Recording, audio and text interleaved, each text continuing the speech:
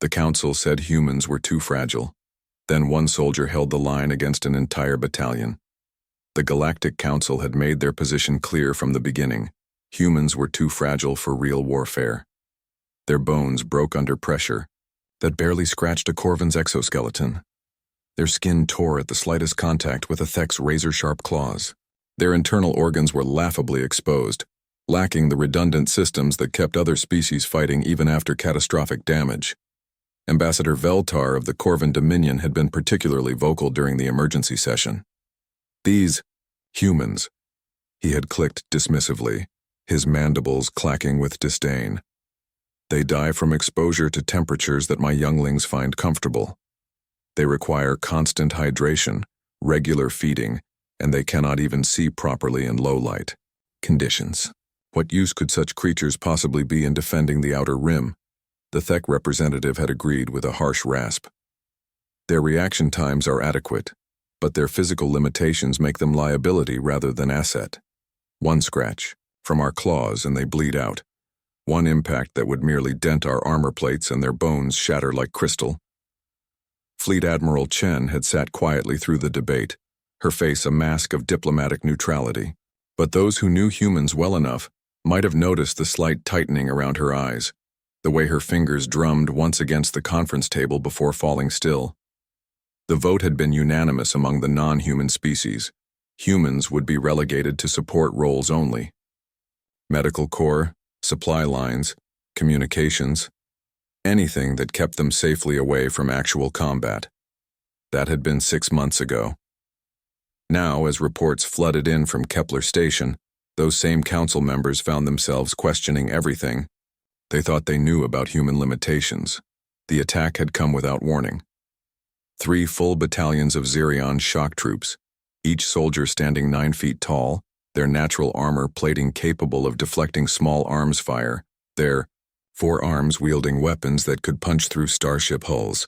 They had chosen Kepler Station specifically because it was lightly defended, a minor outpost on the edge of civilized space, with a skeleton crew of technicians and exactly 1 human soldier, Sergeant Marcus Rodriguez of the Terran Colonial Marines. Corny. Station's automated defenses had lasted exactly 14 minutes before being overwhelmed.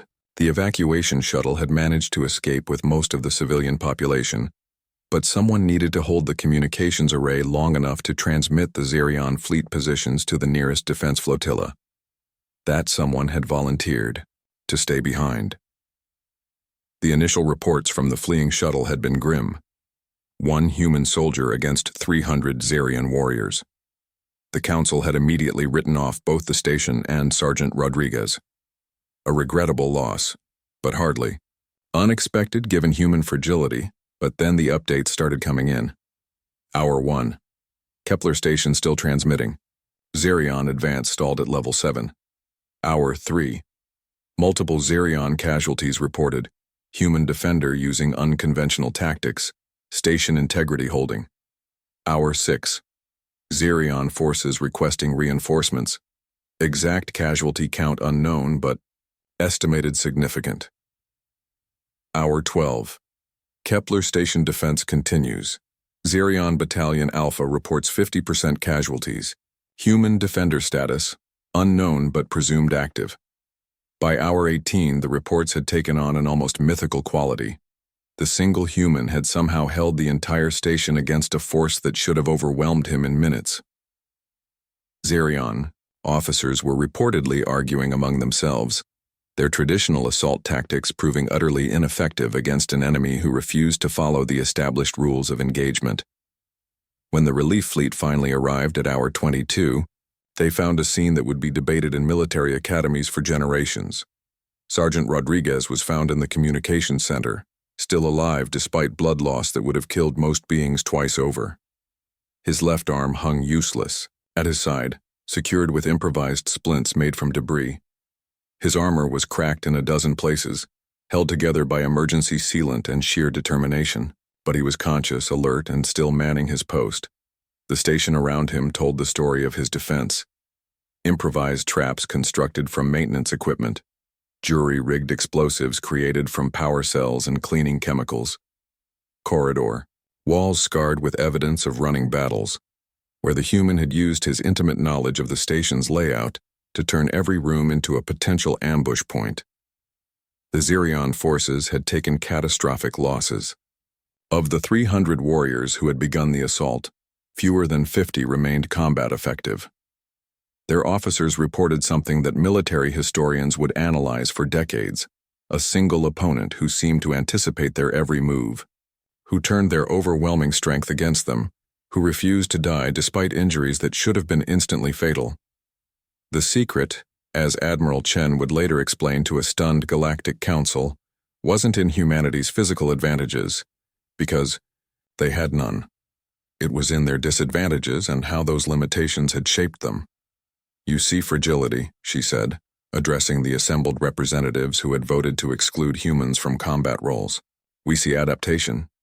Every human child learns to be clever because they cannot be strong.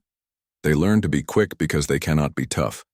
They learn to improvise because they cannot simply overpower their problems." She gestured to the tactical display showing Kepler Station. Sergeant Rodriguez didn't defeat 300 Xerion warriors despite being human. He defeated them because he was human. Because when you've spent your entire evolutionary history as the weakest predator on your planet, you learn to make that weakness into something else entirely. The council chambers fell silent as the implications sank in.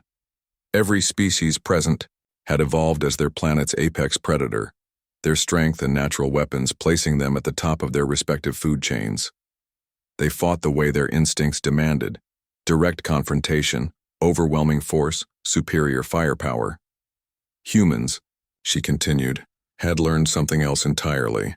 They had learned to survive by thinking differently, by seeing opportunities where others saw only obstacles, by refusing to accept that any fight was truly unwinnable.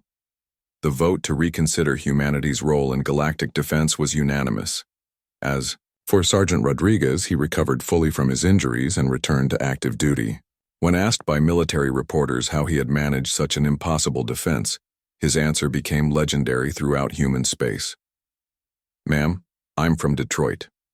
After growing up there, holding a space station isn't that complicated." The Galactic Council never questioned human resilience again.